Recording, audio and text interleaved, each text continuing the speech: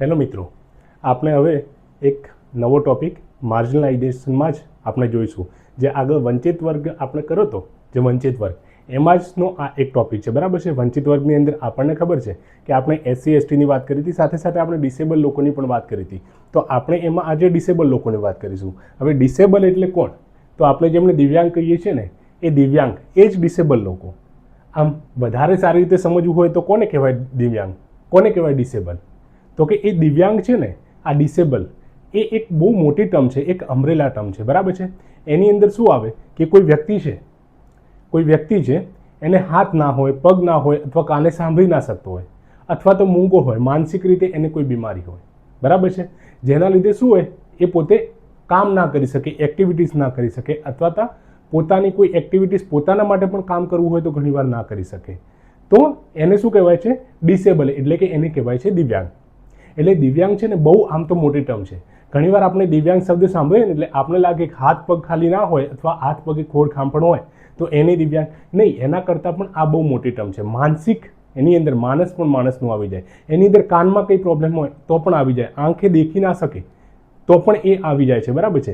તો એ બધા એને દિવ્યાંગ કહેવાય છે, એને ડિસેબલ કહેવાય છે, બરાબર છે. હવે આપણે આનો ડેટા યુઝ કરીશું, આપણે એમને ચેલેન્જીસ કયા છે, એમને ઉપર લાવવા માટે કયા કયા પગલાં લેવામાં આવ્યા છે એ કરીશું, બરાબર છે.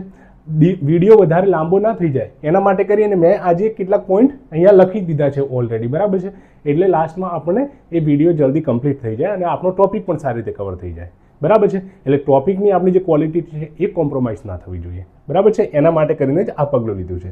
હવે આપણને ખબર છે 2011ની વસ્તી ગણતરી થઈ, 2011ની વસ્તી ગણતરી થઈ ત્યારે ભારતની અંદર ટોટલ કેટલા 121 કરોડ લોકો હતા. કેટલા? 121 કરોડ લોકો હતા. એમાંથી આ દિવ્યાંગ લોકો, ડિસેબલ લોકો કેટલા?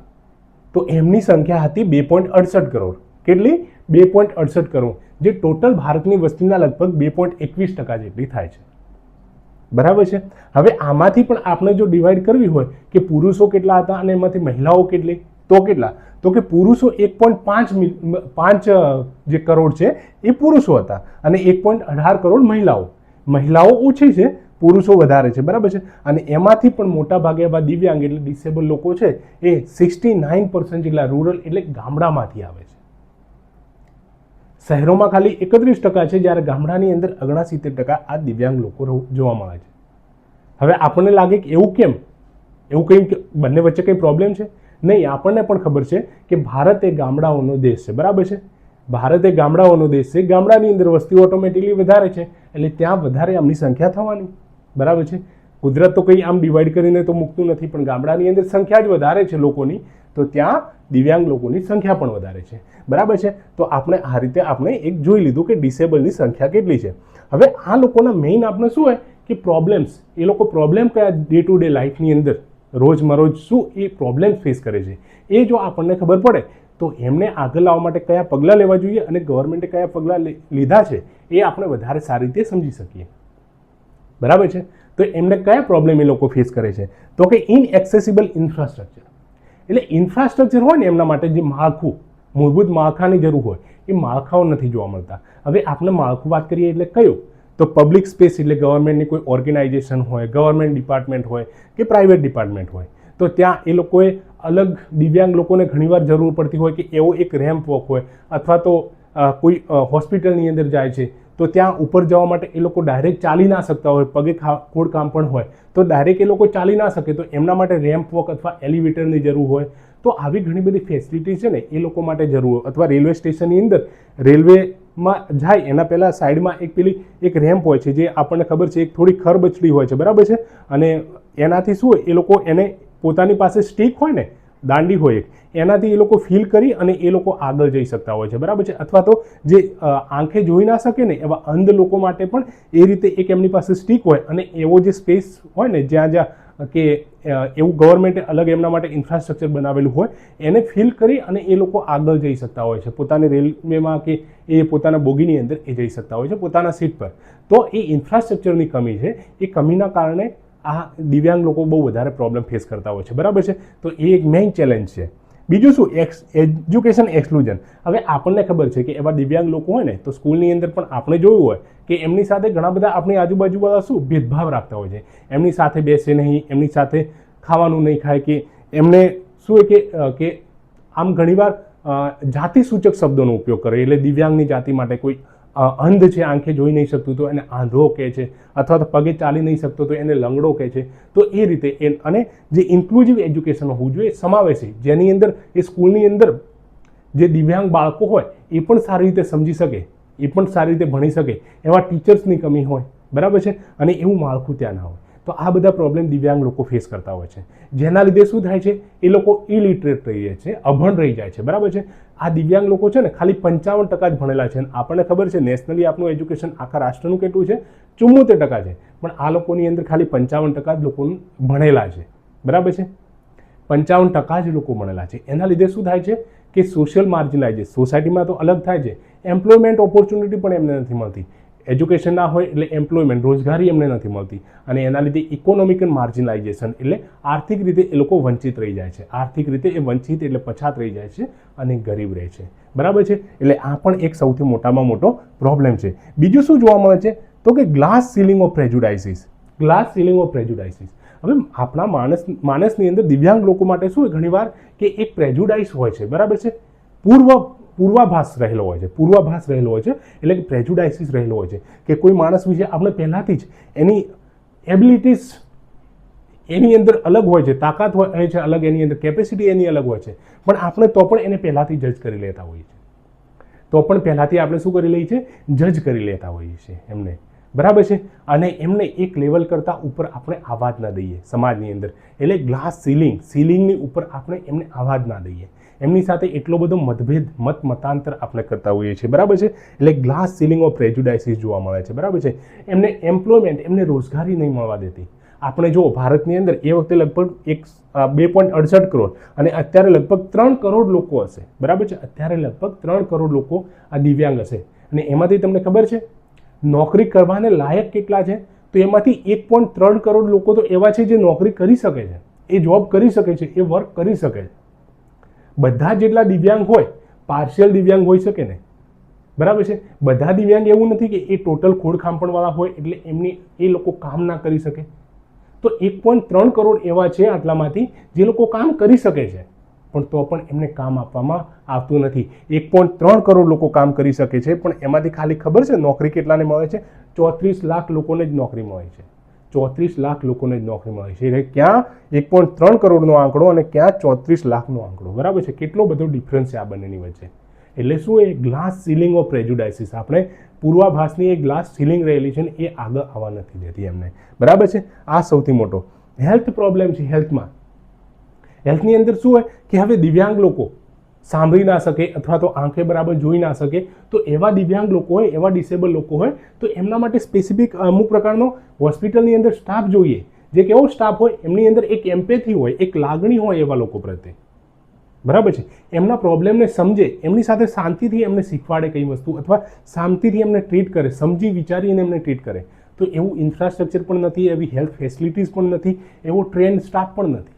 તો આ બધા પ્રોબ્લેમ પણ આપણને જોવા મળે છે, બરાબર છે. બીજું સોશિયલ સ્ટિગ્મા રહેલો છે દિવ્યાંગ પ્રત્યે સોશિયલ સ્ટિગ્મા રહેલો છે. હજુ દિવ્યાંગમાં કે પગ ના હોય, હાથ ના હોય કે એવું એવા લોકોની સાથે ઓછો થાય છે, પણ જે આંખે અંધ હોય અથવા તો કાને સાંભળી ના શકે અથવા તો મૂક બધિર હોય, જે માનસિક રીતે કંઈ, તો એમની સાથે તો બહુ વધારે સમાજની અંદર સ્ટિગ્મા રહેલો છે, એમની સાથે ટેબુ જોડાયેલું છે, એમની સાથે ભેદભાવ કરવામાં આવતો હોય છે, બરાબર છે. તો આ પણ આ ડિસેબલ ફેસ કરતા હોય છે. બીજું ડિજિટલ ડિવાઇડ છે.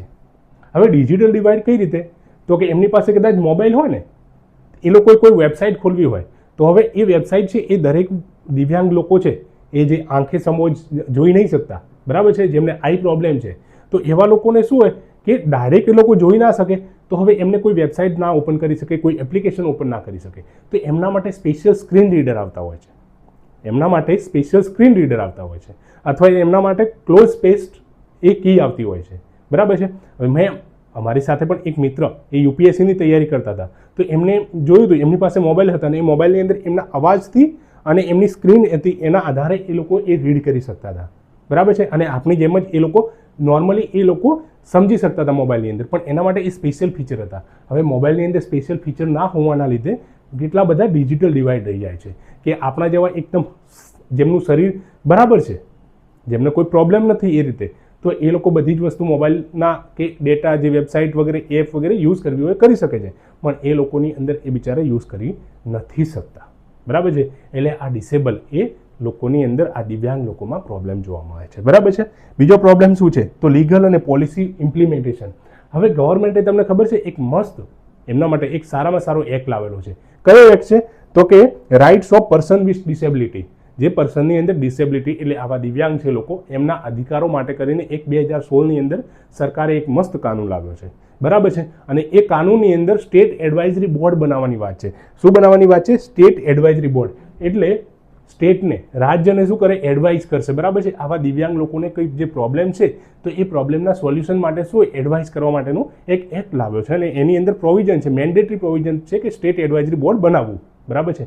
પણ તમને ખબર છે એક ડેટા પ્રમાણે એવું લાગે છે કે 35 સ્ટેટ અને યુનિયન ટેરિટરી છે ને આપણા રાજ્યો અને જે કેન્દ્ર શાસિત પ્રદેશ છે એમાંથી ખાલી 23 જ આ સ્ટેટ એડવાઇઝરી બોર્ડ બનાવ્યું છે. બરાબર છે. એટલે આપણે શું હોય, પોલિસી તો છે પણ એ બરાબર ઇમ્પ્લિમેન્ટ નથી થતી. બરાબર છે. ખાલી કાગળ પર લખેલી રહે છે, અને એને કહેવામાં આવે છે પેપર ટાઈગર સિન્ડ્રોમ. કયો સિન્ડ્રોમ કહેવામાં આવે છે? Paper tiger syndrome. એટલે તમારે એક્ઝામની અંદર આ લખી દેવું, પેપર ટાઈગર સિન્ડ્રોમ. બરાબર છે. એ તમને અલગથી અડધો માર્ક્સ મળશે, અલગથી અડધો માર્ક મળશે. બરાબર છે. તો આ બધા ચેલેન્જીસ દિવ્યાંગ લોકો ફેસ કરતા હોય છે, ડિસેબલ લોકો ફેસ કરતા હોય છે. બરાબર છે. હવે આપણે એમને આગળ ઉપર લાવવા માટે શું પગલાં લીધા છે? પ્રોબ્લેમ જોઈ લીધા. હવે આપણે એ પણ જોવું પડશે કે ગવર્મેન્ટે ખાલી એવું જ નથી કે એમને ચેલેન્જીસ રહેલા છે, એમને ઉપર લાવવા માટે કંઈ એક્શન લીધી હશે. બરાબર છે. તો એ કયા મેજર્સ લીધા છે, કઈ એક્શન લીધી છે? તો એક તો આપણે અત્યારે જ આગળ વાત કરી કે right of person with disability act 2016, જે પર્સન વિથ ડિસેબિલિટી એટલે દિવ્યાંગ લોકો છે એમને અધિકારો માટેનું કાનૂન 2016ની અંદર લાવેલું છે. બરાબર છે.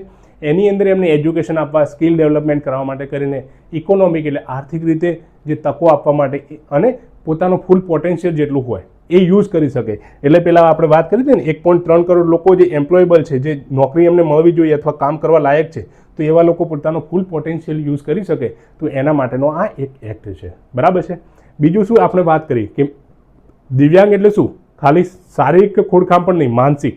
તો મેન્ટલી જે ના હોય, બરાબર, તો એમના માટે પણ મેન્ટલ હેલ્થ કેર એક્ટ 2017ની અંદર લાવેલો છે. બરાબર છે. પછી સુપ્રીમ કોર્ટની એક ગાઈડલાઇન છે. સુપ્રીમ કોર્ટની ગાઈડલાઇન શું છે? તો કે preventing stereotyping and discrimination in visual media. આપણે છે ને સ્ટીરિયોટાઇપ એમની પ્રત્યે છે, જે રીતે મહિલાઓ માટે સ્ટીરિયોટાઇપ હોય છે, ટ્રાન્સજેન્ડર માટે સ્ટીરિયોટાઇપ હોય છે, એ રીતે દિવ્યાંગ લોકો માટે પણ આપણા મનની અંદર સ્ટીરિયોટાઇપ એક ઘૂસી ગયો છે. બરાબર છે. અને આપણે એના આધારે ડિસ્ક્રિમિનેશન કરીએ છીએ, ભેદભાવ કરીએ છીએ. તો સુપ્રીમ કોર્ટે ગાઈડલાઇન આપી છે કે આ વિઝ્યુઅલ મીડિયાની અંદર તો તમારે કોઈ આવું સ્ટીરિયોટાઇપિંગ અથવા ડિસ્ક્રિમિનેશન એટલે ભેદભાવ કરવો નહીં. હવે વિઝ્યુઅલ મીડિયા એટલે શું? તો આપણને ખબર છે ટીવી વગેરે. તો આના માટે ગાઈડલાઇનના કારણે જ આપણને ખબર છે, આપણે ડીડી ન્યૂઝ જોતા હોઈશું અથવા તો વિઓન ન્યૂઝ જોઈએ છે, ફર્સ્ટ પોસ્ટ જોઈએ છે, તો એની અંદર શું હોય, એક સાઈડમાં કોર્નરમાં એક મહિલા અથવા પુરુષ એ પોતે હાથથી અલગ અલગ આમ જે પેલું કહેવાય ને બ્રેલી ભાષાની અંદર એની અંદર સામે ન્યૂઝ પ્રસ્તુત કરતા હોય છે. એટલે દિવ્યાંગ લોકો જે જોવે ને તો એમને પણ એ પોતે ઇન્ક્લુઝિવ ફીલ કરી શકે, એમને પણ લાગે કે અમે પણ આ દેશનો ભાગ છીએ, અમે પણ એક માનવ છીએ ને અમારા માનવ અધિકાર છે. બરાબર છે. તો એના માટે આ સુપ્રીમ કોર્ટની ગાઈડલાઇન બનાવેલી છે, ને એ રીતે ઘણા બધા ન્યૂઝ ચેનલો એ ફોલો પણ કરે છે. બરાબર છે. બીજું એક છે PM દક્ષ કરીને યોજના છે. દક્ષ એટલે દિવ્યાંગ skill development and rehabilitation scheme. જે એવા દિવ્યાંગ લોકો છે એમની અંદર સ્કિલ લાવવા માટે કરીને અને એમને રિહેબિલિટેશન પ્રોવાઈડ કરવા માટેની આ સ્કીમ છે. પછી એક્સેસિબલ ઇન્ડિયા કેમ્પેન છે. Accessible India campaign. તો આ કેમ્પેનની અંદર શું હોય, એમની જે ઇન્ફ્રાસ્ટ્રક્ચરની કોઈ જગ્યાએ કમી છે તો એ કમી પૂરી કરવા માટે છે. એમના માટે અલગ ટોયલેટની વ્યવસ્થા જોઈએ કે એમને અલગ કોઈ બીજી વ્યવસ્થા જોઈએ, તો એ બધી વ્યવસ્થાઓ પૂરી કરવા માટે. પછી assistant to appliance and fitting of it. હવે આ દિવ્યાંગ લોકોને શું હોય ઘણીવાર કે આર્થિક પેલા આર્ટિફિશિયલ લિમ્બ એટલે કે કૃત્રિમ પગની જરૂરત હોય. બરાબર છે. થોડો પગ કપાયેલો હોય તો એમની અંદર આપણને ખબર છે કે એમને કૃત્રિમ પગ આપણે ફિટ કરી અને એમને ચલાવી શકીએ છીએ. અથવા તો કાનની અંદર સાંભળી નથી શકતા તો હિયરિંગ એડ આવે છે. બરાબર છે. તો એ કાનની અંદર મૂકી અને એ લોકો સાંભળી શકતા હોય છે. તો એવા હિયરિંગ એડ અથવા આર્ટિફિશિયલ લિમ્બ, તો એ બધા આસિસ્ટિવ ડિવાઇસ કહેવાય છે. બરાબર છે. તો એ બધી આપવા માટે પણ કરી અને આ આસિસ્ટિવ એક ગવર્મેન્ટની સ્કીમ છે જેની અંદર આસિસ્ટન્ટ આપવામાં આવે છે આવા એપ્લાયન્સીસ અને ફિટિંગ એડ એમને ફિટ કરવા માટે કરીને. અને એના માટે કરીને આર્થિક સહયોગ આપતા હોય છે, બરાબર છે. તો એના માટે એક સ્કીમ છે. પછી national fellowship for students of disability, આવા દિવ્યાંગ જે સ્ટુડન્ટ છે ને એમના માટે પણ ફેલોશિપ સ્કીમ છે. એટલે આવા જે દિવ્યાંગ લોકો છે વધારે આગળ જેમને ફેલોશિપ કરવી હોય છે તો ફેલોશિપ પણ એ લોકો કરી શકે છે, બરાબર છે. તો એના માટે કરીને આ બધા અલગ અલગ મેજર્સ આપણે જોઈ લીધા, બરાબર છે. હવે આટલા બધા મેજર્સ હોવા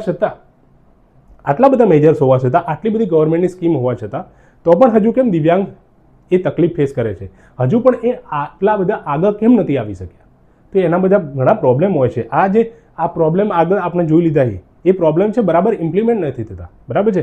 આપણે જે પેપર ટાઈગર સિન્ડ્રોમની વાત કરી કે પોલિસી એટલી અદ્ભુત હોય છે, પોલિસી બનાવી દેવામાં આવે છે, બરાબર છે, પણ પોલિસીનું જ્યાં સુધી ઇમ્પ્લિમેન્ટેશન, બરાબર છે, ઇમ્પ્લિમેન્ટેશન જ્યાં સુધી બરાબર ના થાય ત્યાં સુધી આ પ્રોબ્લેમ બધા રહેવાના. તો હવે આપણે શું વે ફોરવર્ડ, એટલે આપણે જો સજેશન આપવું હોય, આપણે સિવિલ સર્વન્ટ છીએ, આપણે ગવર્મેન્ટને સજેશન આપવું છે કે શું કરવું જોઈએ હજુ આપણે, તો બરાબર, તો આપણે એવું કહી શકીએ કે ડિસેબલ ફ્રેન્ડલી ઇન્ફ્રાસ્ટ્રક્ચર, આવા ડિસેબલ દિવ્યાંગ લોકો છે એમના માટેનું એક ઇન્ફ્રાસ્ટ્રક્ચર ક્રિએટ કરવું, એવું કહેવું જોઈએ. રિસર્ચ એન્ડ ડેવલપમેન્ટ વધારો, શાની અંદર? તો કે આપણે આર્ટિફિશિયલ લિમ્બ વગેરેની વાત કરી, હિયરિંગ એડની વાત કરી, બરાબર છે.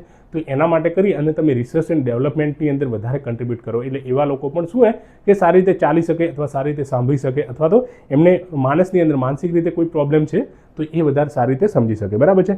ક્લિયર આઈડેન્ટિફિકેશન ઓફ પીડબ્લ્યુડી, હવે ઘણા બધા શું કે ખરેખર પર્સન ડિસેબિલિટી નથી, એની અંદર દિવ્યાંગ નથી તો પણ ફાયદો લઈ રહે છે, અને ઘણા બધા લોકો જે દિવ્યાંગ છે એમને ખરેખર ફાયદો મળતો પણ નથી. તો આ છે ક્લિયર આઈડેન્ટિફાય કરો કે કોણ દિવ્યાંગ છે ને કોણ નથી, જેના લીધે વધારે પોલિસીનું એમને બેનિફિટ થઈ શકે, જેમને એકચ્યુઅલમાં નીડ છે, બરાબર છે. પછી વિકલાંગ જે વર્ડની જગ્યાએ ગવર્મેન્ટે યુઝ કર્યો ને દિવ્યાંગ વર્ડ, તો આ દિવ્યાંગ વર્ડ કરો. વિકલાંગ એટલે વિકલાંગ બહુ નેગેટિવ લાગે, એની જગ્યાએ દિવ્યાંગ એટલે ભગવાને આપેલો કોઈ એમની પાસે એક અલગ દિવ્ય અંગ છે, બરાબર છે, દિવ્ય અંગ છે, તો એમને સ્પેશિયલ એમને ફીલ થાય, બરાબર છે. તો એ સ્પેશિયલ ફીલ કરો દિવ્યાંગ, એટલે આપણું એ રીતે જે પરસેપ્શન છે ને એ પરસેપ્શન ચેન્જ કરો, બરાબર છે. પછી ડિઝાઇન ઇનોવેશન કરો, એમની અંદર એક યુનિવર્સલ ડિઝાઇન લાવો, જેની અંદર એવા દિવ્યાંગ લોકોને કંઈ આર્ટિફિશિયલ વસ્તુની જરૂર છે, બરાબર છે, શરીર માટે, તો એ બનાવી શકાય. ગીગ ઇકોનોમી ઇન્ક્લુઝિવ, એટલે અત્યારે ગીગ ઇકોનોમી આવી, એની અંદર આપણે જે પેલું કેવું સ્વિગી છે કે ઝોમેટો છે એ બધા એને ગીગ ઇકોનોમી કહેવાય છે, બરાબર છે. તો એની અંદર લોકો એમ્પ્લોયમેન્ટ મળે છે, તો એવાની અંદર આમના માટે પણ એક પ્રયાસ કરો નવો કે આવા લોકોને, દિવ્યાંગ લોકોને પણ ગીગ ઇકોનોમીની અંદર શું જોબ મળી રહે. પછી એમના પ્રત્યે આપણે એમ્પેથી હોવી જોઈએ આપણી અંદર, એ લોકો આપણા ભાઈઓ છે, દિવ્યાંગ લોકો છે કોણ છે એ આપણા ભાઈઓ છે. આપણો વ્યવહાર, અને આપણે તો જ્યારે સિવિલ સર્વન્ટ બનવા, અને સિવિલ સર્વન્ટ કદાચ આપણે ભગવાન કરે બને બધા, જે બરાબર છે, બધાને પોતાનું સપનું પૂરું થાય, પણ કોઈ ના બને તો પણ એક સિવિલ સર્વન્ટ બનવા પહેલાં આપણે એક માણસ છીએ. એક માણસે બીજા માણસનું દુઃખ દર્દને સમજવું જોઈએ, એમની તકલીફ સમજવી જોઈએ. આપણે છે ને આપણી અંદર એમ્પેથીની ભાવના હોવી જોઈએ. આપણું જે પગ છે એમના પગની અંદર મૂકીને આપણે જોવું જોઈએ કે એમની જગ્યા પર આપણે હોય અને આપણી સાથે કોઈ સોશિયલ સ્ટિગ્મા રહેલો છે, આપણી સાથે કોઈ ભેદભાવ કરે છે, ડિસ્ક્રિમિનેશન કરે છે, તો આપણે કેવું ફીલ થાય, આપણને કેવું ફીલ થાય એ વખતે. તો એ આપણે છે ને અનુભવ કરવાની ડાયરેક્ટ નહીં, પણ આપણે એ માણસની અંદર આપણે સમજવાની જરૂર છે, એમની તકલીફોને સમજવાની જરૂર છે, બરાબર છે. અને એ રીતે આપણે છે ને એમને કોઈ ભેદભાવ ફીલ ના થાય અને આપણી અંદર એમ્પેથીવાળી ભાવના હંમેશા રહે એવું આપણે રાખવું જોઈએ. એમને આપણી સાથે ટોટલ મિલનસાર બનાવવા જોઈએ, બરાબર છે. આ આપણો એમ્પેથીવાળો હંમેશા એક નેચર રહેવો જોઈએ, whether we are become civil servant or not. પછી પોલિસી ઇમ્પ્લિમેન્ટેશન છે, જે કાગળ પર રહે છે, એકચ્યુઅલમાં એને ઇમ્પ્લિમેન્ટ કરવાની જરૂર છે. અને લાસ્ટમાં આપણે કન્ક્લુઝન આપવી જોઈએ કે ક્લિયર સ્ટ્રેટેજી એક બનાવવી જોઈએ દિવ્યાંગ લોકોને આગળ લાવવા માટે, અને એમના માટે એક ઇન્ક્લુઝિવ એન્વાયરમેન્ટ રેડી કરવું જોઈએ, જેની અંદર કોઈ પણ દિવ્યાંગ લોકો પાછળ ના રહી શકે. આઝાદીના 75 યર્સ પછી દરેકને રાઇટ્સ મળવા જોઈએ ને એની અંદર દિવ્યાંગ લોકો પણ પાછા ના રહેવા જોઈએ, બરાબર છે. એ રીતે આપણે આ ટોપિકને પૂરો કરીએ છીએ, બરાબર છે.